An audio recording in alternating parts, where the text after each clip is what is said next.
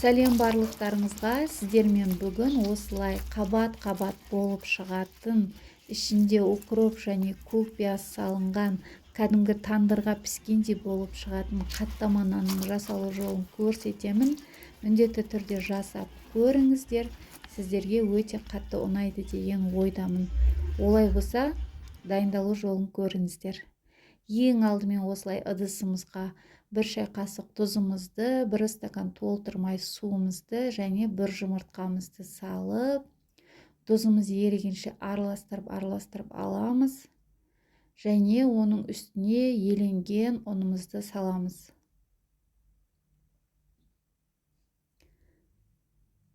Қамыр жұмсақ болу үшін мен осылай қасықпен илеп аламын басында.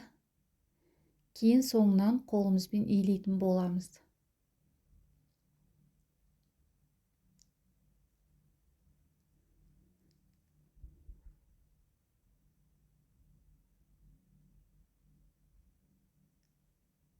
Осылай қамырымызды жақсылап илеп аламыз. Бізде осындай міне қамырымыз дайын болды. Өте қатты да емес, өте жұмсақ та емес, орташа қамыр илеп алыңыздар. Міне осылай қамырымыз дайын. Енді осы қамырымызды целлофанға салып 10 минутқа демалдыруға қоямыз.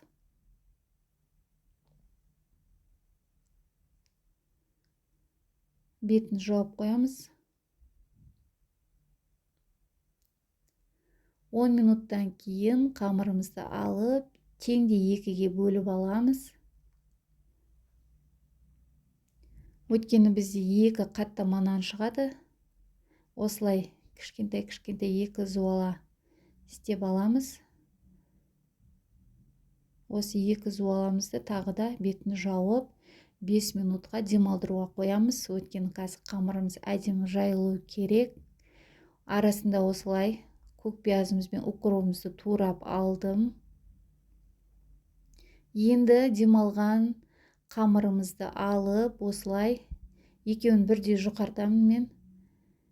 Осылай ұнды сеуіп, шет-шеттерін басып, жақсылап жұқартып аламыз. Жаюға өте ыңғайлы болады.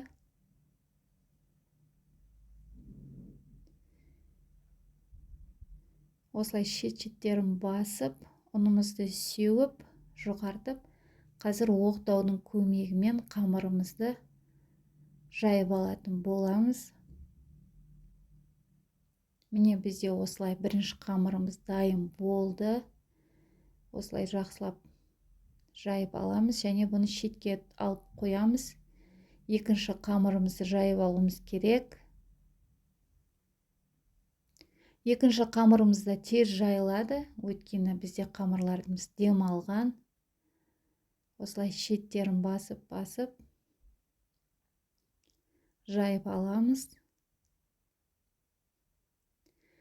Міне бізде қамырларымыз дайын. Бірінші қамырымызды алып, үстінен ерітілген майымызды құямыз. Осылай барлық жеріне біркелкетіп жағамыз.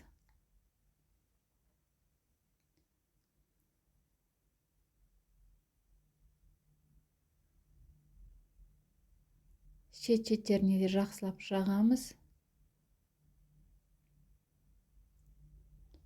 Енді осының үстіне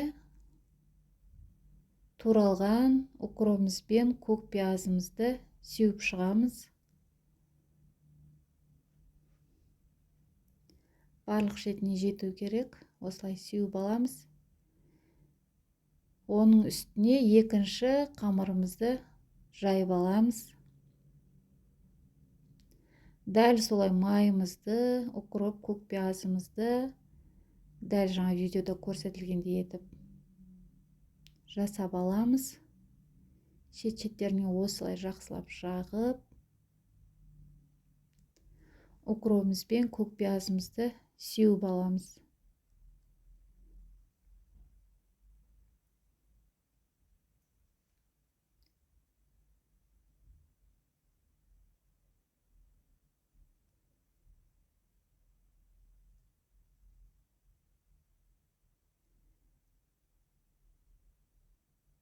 осылай жақсылап сеуіп алғасын, осылай шетінен орайсыздар.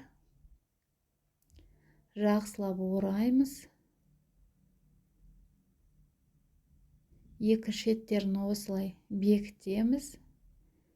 Және кішкене қамырларымызды осылай айналдырып қамырымызды орап аламыз. Дайын болған қамырымызды осылай салып, бетін жауып бір 5 минутқа қойып қоямыз. 5 минуттан кейін алып, қамырымызды теңдей екіге бөліп аламыз. Бізде осындай орташа екі қамыр шығады. Енді осы қамырларымызды бөлек салафандарға салып, холодильникке салып қоямыз 30 минутқа. 30 минуттан кейін алып пісіре бересіздер. Менде 30 минут өтті. Осылай қамырымызды жақсылап жұқартып аламыз.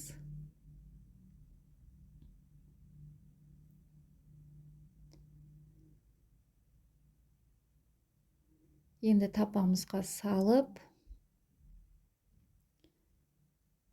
жақсылап дөңгелетіп аламыз. Шет-шеттерін осылай басып. Менде осындай нан тескіш бар. Сол нан тескіштің көмегімен тесіп аламыз. Егер сіздерде жоқ болса, вилканың көмегімен тесіп алсаңыздар болады. Жақсылап қатты батырып тесіп аламыз. Енді бұның үстіне ешқандай жұмыртқа жақпаймыз. Тек кәдімгі салқын суды сеуіп, қызып тұрған духовкамызде пісіріп аламыз қызарғанша. Міне осылай қытырлақ, әдемі, сондай жұмсақ болып қаттаған нандарымыз дайын болды. Міндетті түрде жасап көріңіздер. Өте дәмді. Сорпалармен ішсеңіздер өте жақсы кетеді. Міндетті түрде жасап көріңіздер.